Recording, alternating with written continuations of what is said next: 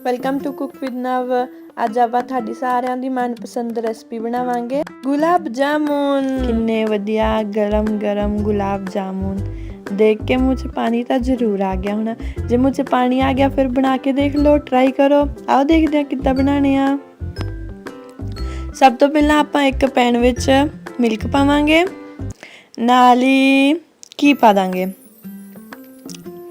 घी पाने तो बाद आपां सुक्का दुध पावांगे, मिल्क पाउडर। इनू असीं चंगी तरह मिक्स करी जाना जिन्ना तक यह थिक ना हो जाए। यह तुसीं सोचदे होगे आपां की बना रहे हैं, यह आपां खोया बना रहे हैं। ईजी वे खोया बनाने दा, जिन्ना बहुत छेती बन जाता।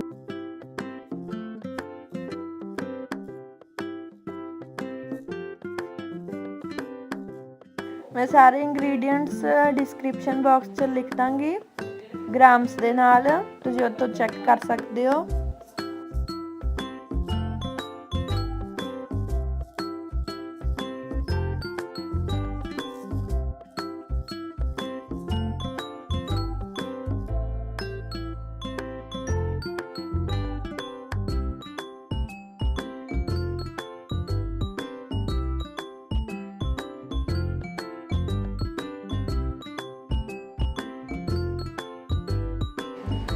ਹੁਣ ਸਾਡਾ ਖੋਇਆ ਰੈਡੀ ਹੋ ਚੁੱਕਾ ਆ।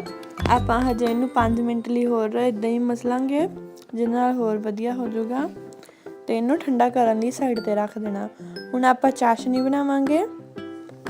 ਚੀਨੀ ਪਾਵਾਂਗੇ, 600 ਗ੍ਰਾਮ ਚੀਨੀ ਪਾਵਾਂਗੇ, ਵਿੱਚ 1 ਕੱਪ ਪਾਣੀ ਦਾ ਐਡ ਕਰਾਂਗੇ।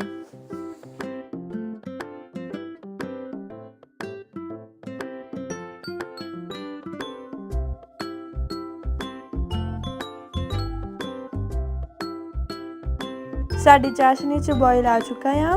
हुण आपां इत्थे इलाची दा पाउडर पावांगे, नाल ही रोज़ वाटर पावांगे, गुलाब जल।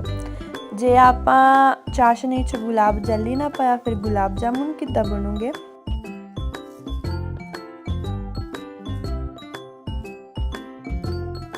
साडी चाशनी रेडी है। गैस बंद करके इहनूं ढक के रख दांगे, गर्म रहनी चाहिए। हुण देखो साडा खोया भी ठंडा हो चुका है। ਹੁਣ ਆਪਾਂ ਖੋਏ ਦੇ ਵਿੱਚ ਇਲਾਚੀ ਪਾਊਡਰ ਪਾਤਾ।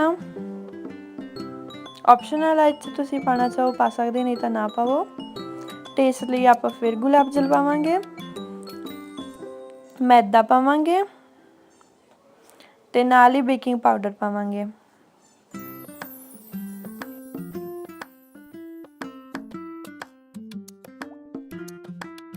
ਹੁਣ ਚੰਗੀ ਤਰ੍ਹਾਂ ਆਪਾਂ ਆਟਾ ਗੁੰਨ ਲਾਂਗੇ। 3 चम्मच पानी दे ऐड करांगे। अगे तुसी देख लो तुहाडा किन्नी क थिकनेस वा, उस दे हिसाब नाल पानी ऐड करियो।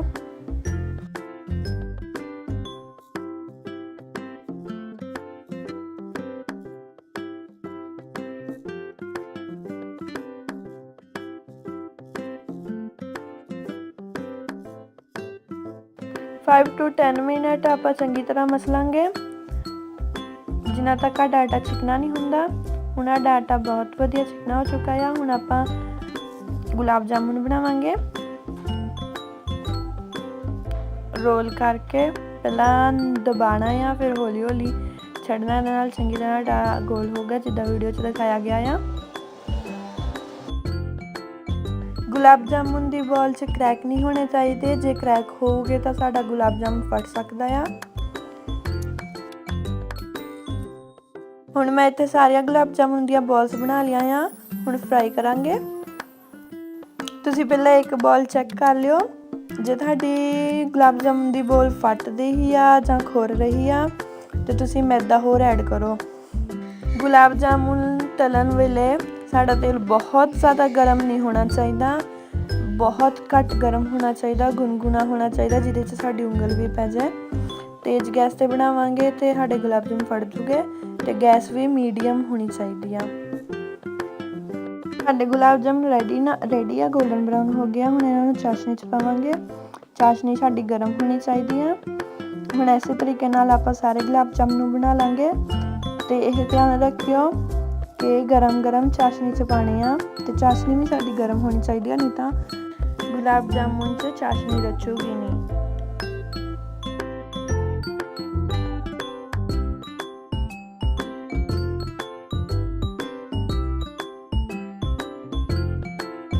देखिए ਜਿਹੜੇ ਆਪਾਂ ਨਵੇਂ ਪਾਉਂਦੇ ਆ ਉਹ ਉੱਪਰ ਰਹਿੰਦੇ ਆ ਤੇ ਜਿਹੜੇ ਪਹਿਲਾਂ ਪਾਏ ਹੋਏ ਆ ਉਹ ਚੰਗੀ ਤਰ੍ਹਾਂ ਵਿੱਚ ਡੁੱਬ ਚੁੱਕੇ ਆ ਕਿਉਂਕਿ ਉਹਨਾਂ 'ਚ ਚਾਸ਼ਨੀ ਰਚ ਚੁੱਕੀ ਆ।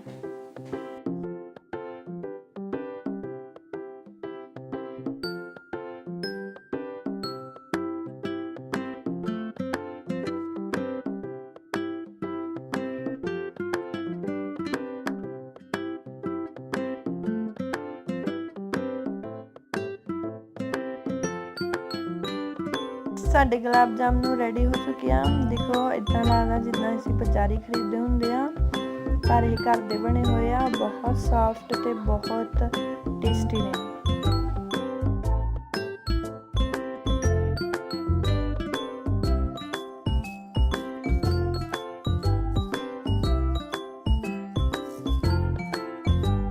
ਜੇ ਤੁਹਾਨੂੰ ਮੇਰੀ ਵੀਡੀਓ ਪਸੰਦ ਆਈ ਹੈ ਤਾਂ please like, share and subscribe. Thank you for watching.